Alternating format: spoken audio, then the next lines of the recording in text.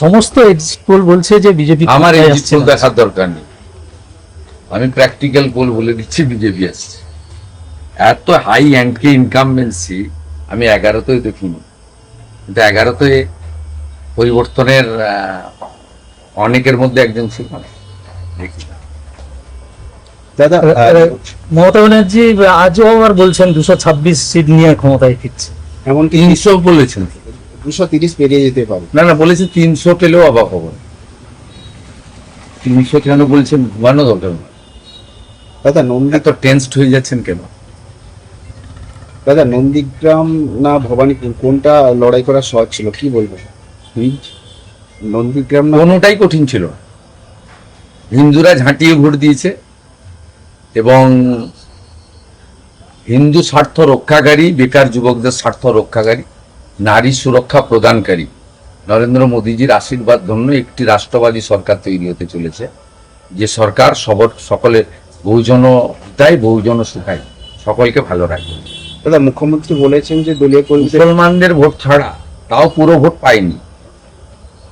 আপনি দেখবেন এই যে আজকে একটু আগে চাণক্য দিয়েছে 8% মুসলিম বিজেপিকে ভোট করেছে।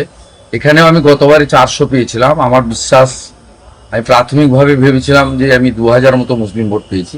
আমি নিজে বুথ ওয়াইজ হিসাব করলাম আমার নন্দীগ্রামের সবাইকে নিয়ে, প্লাস শেষ করলাম এক্ষুনি রিভিউটা।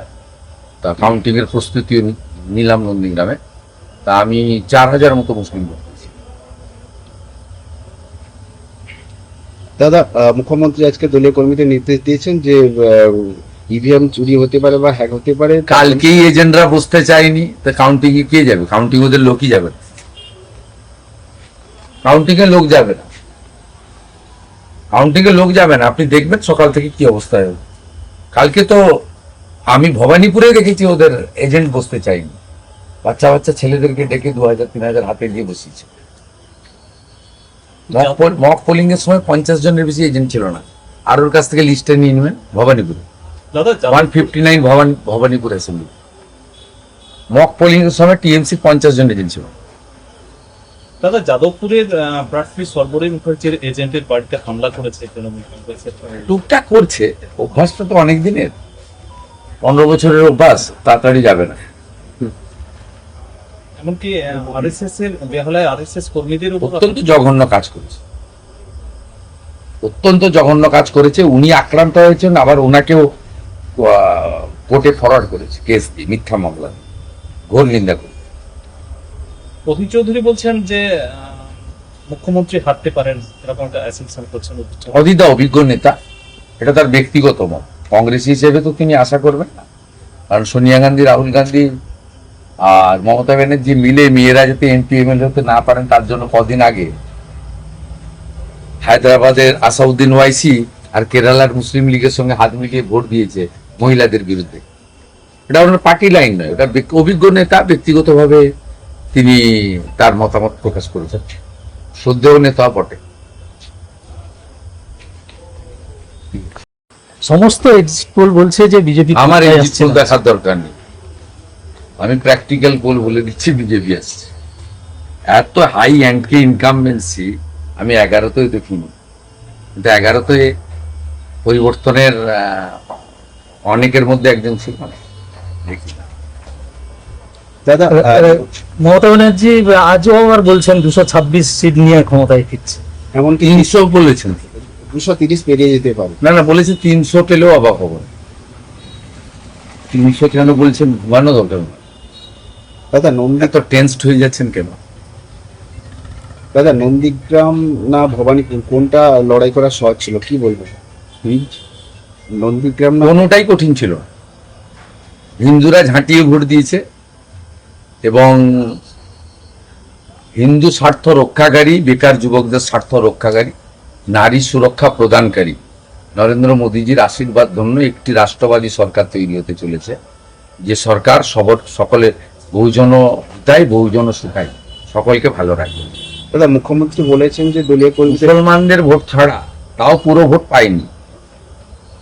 আপনি দেখবেন এই যে আজকে একটু আগে চাণক্য দিয়েছে 8% মুসলিম বিজেপিকে ভোট করেছে। এখানেও আমি গতবারে 400 পেয়েছিলাম। আমার বিশ্বাস, আমি প্রাথমিকভাবে ভেবেছিলাম যে আমি 2000 মতো মুসলিম ভোট পেয়েছি। আমি নিজে বুথ ওয়াইজ হিসাব করলাম আমার নন্দীগ্রামের সবাইকে নিয়ে, এটা শেষ করলাম এক্ষুনি রিভিউটা। তা কাউন্টিংয়ের প্রস্তুতিও নিলাম নন্দীগ্রামে। তা আমি 4,000 মতো মুসলিম ভোট পেয়েছি। দাদা, মুখ্যমন্ত্রী আজকে দলীয় কর্মীদের নির্দেশ দিয়েছেন যে ইভিএম চুরি হতে পারে বা হ্যাক হতে পারে। কালকেই এজেন্টরা বসতে চায়নি, তা কাউন্টিং এ কে যাবে? কাউন্টিং ওদের লোকই যাবে না, কাউন্টিং এ লোক যাবে না, কাউন্টিং এ লোক যাবে না। আপনি দেখবেন সকাল থেকে কি অবস্থায় হবে। কালকে তো আমি ভবানীপুরে দেখেছি ওদের এজেন্ট বসতে চাইনি, বাচ্চা বাচ্চা ছেলেদেরকে ডেকে 2,000-3,000 হাতে দিয়ে বসিয়েছে। মক পোলিং এর সময় 50 জনের বেশি এজেন্ট ছিল না। আর ওর কাছ থেকে লিস্টে নিয়ে নেবেন ভবানীপুরে দাদা 159 ভবানীপুর অ্যাসেম্বলি। মক পোলিং এর সময় টিএমসি 50 জন এজেন্ট ছিল। দাদা যাদবপুরের প্রার্থী সর্বরী মুখার্জির এজেন্টের বাড়িতে হামলা করেছে তৃণমূল কংগ্রেসের। টুকটাক করছে, অভ্যাসটা তো অনেক দিনের, 15 বছরের অভ্যাস, তাড়াতাড়ি যাবে না।